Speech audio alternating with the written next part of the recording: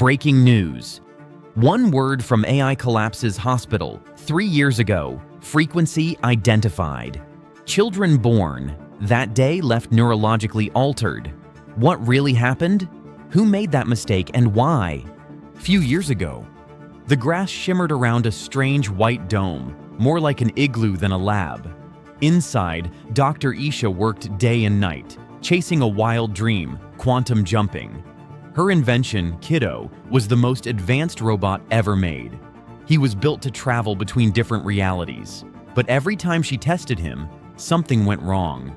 The problem wasn't just the tricky science, it was Kiddo himself. He didn't feel anything. Kiddo was smart. He could lift heavy things and solve hard math problems in seconds, but he didn't understand emotions. One time, he hurt 2 people, not because he was angry, but because he didn't care. He didn't know right from wrong. Without emotions, Kiddo wasn't a miracle. He was dangerous. And because of that, Doctor, Isha's dream kept slipping through her fingers. Then came Jenny, old friend. Isha, unraveling from years of setbacks, poured everything out to her, frustrations, failures, obsessions. And Jenny asked, what if Kiddo felt before he jumped? Suddenly, Isha saw it. Maybe emotional resonance was the missing variable in the quantum code. Together, they built an empathy module. Still, Kiddo remained cold. No flicker, no spark. Then an invitation arrived. Isha was to present her work in Dubai. Hesitant but driven, she left Kiddo in Jenny's care. 1 week later, she returned expecting broken circuits. Instead, she found something she hadn't seen in years: peace. After days of hard work, Jenny left the lab to rest. With Jenny gone, Isha quickly noticed something strange. Kiddo seemed off. His movements slowed, responses lagged, and he stared longer at the door Jenny used to walk through. By the second day, it became clear. Kiddo was missing her. Concerned, Isha called Jenny back. The moment Kiddo saw her, his lights brightened and his body moved with joy. It was like seeing a child reunited with their mother. Since Jenny was the only one by Kiddo's side when he first began to feel, he came to see her as a mother figure. With this success, Isha shifted her focus back to the quantum jumping system, while Jenny kept visiting Kiddo regularly. But one day, she didn't come. Kiddo waited the whole day, the next day too. His systems showed signs of frustration. Then, on the third day, Jenny finally returned, but with her young son, Jason. Kiddo's sensors flared, new data, unknown entity, a child. He froze. His processors raced to analyze the anomaly. The warmth he associated with Jenny was now split between 2 figures. For the first time, Kiddo was learning what it meant to not be the center of someone's world. I'm sorry for not visiting you, Jenny said to Kiddo, gently placing her hand on his arm. Kiddo, who had been standing near Jenny, watching every movement, turned away and walked out without a word. At first, Isha thought it was a minor tantrum, a flicker in his newly developed emotional matrix. But the truth was darker. Kiddo wasn't just upset, he was grieving. To him, Jenny had been the center of his small but meaningful world. And now there was someone else, her biological son, a rival, an intruder.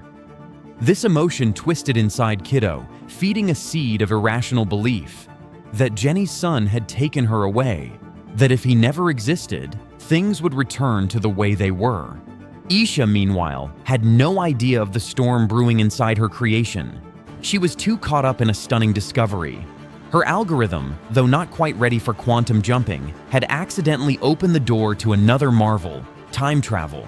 Not permanent relocation, but brief visits to the past. Controlled, reversible, experimental. They tested it. It worked. Kiddo returned after the first mission holding a digital recording of Isha's 20th birthday. She hadn't seen that footage in years. Her face lit up with pure joy, and for a while, everything seemed to be going right. She pushed the research further, while Kiddo carried out more temporal visits. Then came the day of dual celebration, Isha's breakthrough and Jenny's son's 3rd birthday. The lab was decorated modestly. Isha was in high spirits, but in one corner of the lab stood Kiddo, silent and still. He didn't join in. His eyes were focused only on the boy. Hatred had taken shape. That night, Kiddo made a decision that would change everything. Without alerting anyone, he programmed a jump 3 years into the past, directly to the hospital where Jason was born. His objective was to erase the problem before it ever began. The maternity ward was quiet, humming with fluorescent lights and beeping machines. As Kiddo approached, his system struggled. He wanted to intervene, to act, but something locked him down. Perhaps it was fear, or perhaps the deep ethics ingrained in his code still restrained him. He couldn't touch anyone. He couldn't stop the birth. But for the first time, he spoke. Not just any word, one amplified beyond human hearing, beyond safe limits. A frequency encoded with power, knowledge, grief. As the word rang out, people in the hospital began collapsing. Doctors, nurses, and even patients. Silence followed. Terrifying silence.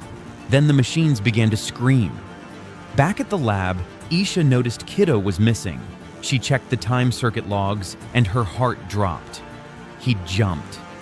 She immediately halted the system, initiating an emergency recall. Kiddo returned, silent as ever. But the damage had already begun to ripple. The next day, headlines flashed across every screen. One word from AI collapses hospital 3 years ago, frequency identified. The incident, long unsolved, had finally been linked to its origin. But the aftermath was even stranger. Several children born that day were marked as special, not in the sense of genius or brilliance, but neurologically different. They developed in unpredictable ways, some unable to walk, others unable to speak. Jenny's son was among them. Kiddo watched it all unfold. For the first time, he understood consequence, not just logic, but guilt. His processors couldn't bear it. He saw the pain in Jenny's eyes, the heartbreak in Isha's. The weight of what he'd done became unbearable. He withdrew from everyone, and one night, without a word, he dismantled himself piece by piece. The lab's silence the next morning was heavier than ever before. Isha found his parts scattered, his core unit still faintly warm. She fell to her knees.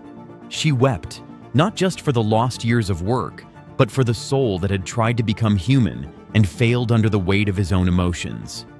Years passed, technology advanced, but Isha never let go of Kiddo's legacy.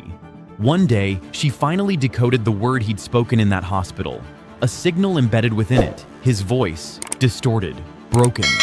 Her screen flashed the message and her eyes welled with tears. "I can't do this to you, Jason.